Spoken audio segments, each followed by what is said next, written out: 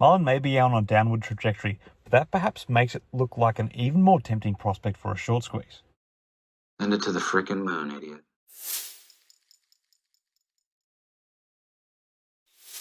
Hi again, everyone. Hope you're all doing really well. So today I'm going to talk to you a little bit about Mullen Automotive, ticker symbol MULN, a company that has been making quite a few headlines in the stock market lately, which, while generally positive, have seen the stock take a downward shift. So in this video, I want to provide you with an overview of some of the quick data points, the latest updates, and where things might be going from here. But in short, we seem to be getting a situation where we have a depressed stock price and a high short interest, which could be a recipe for a bit of a short squeeze.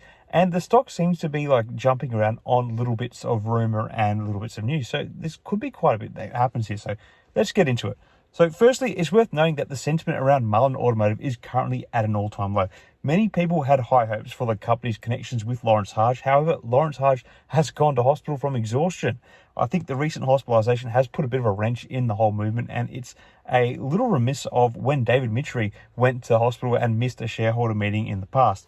Furthermore, without any fundamental news, the mentality of Mullen is constantly diluting and has failed to capture any broader market sentiment. Secondly, we seem to be seeing a bit of a death spiral for the stock at play at the moment in the technicals.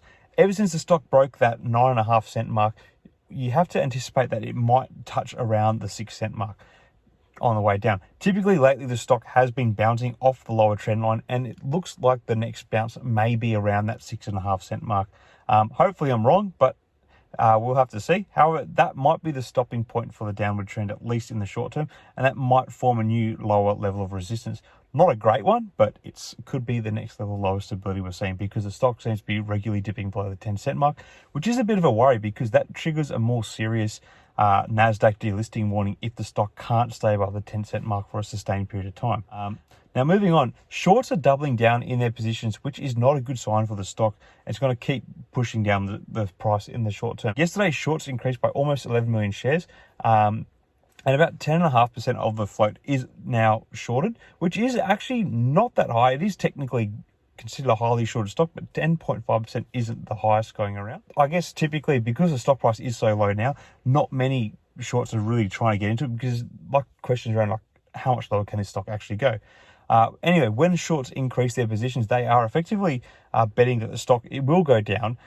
They are doing this because they believe that the stock is risky and maybe overvalued. But like we're saying, I don't know how much further down the stock price can go. So I think that's keeping the short interest not as high as it could be.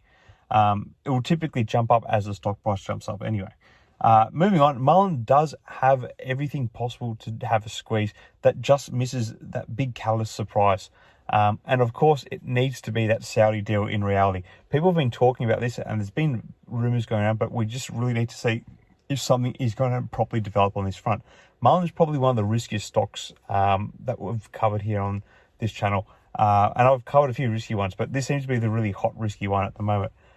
I think the stock could easily jump by 20-30% like in a day. It won't take much, and that's typically how it moves.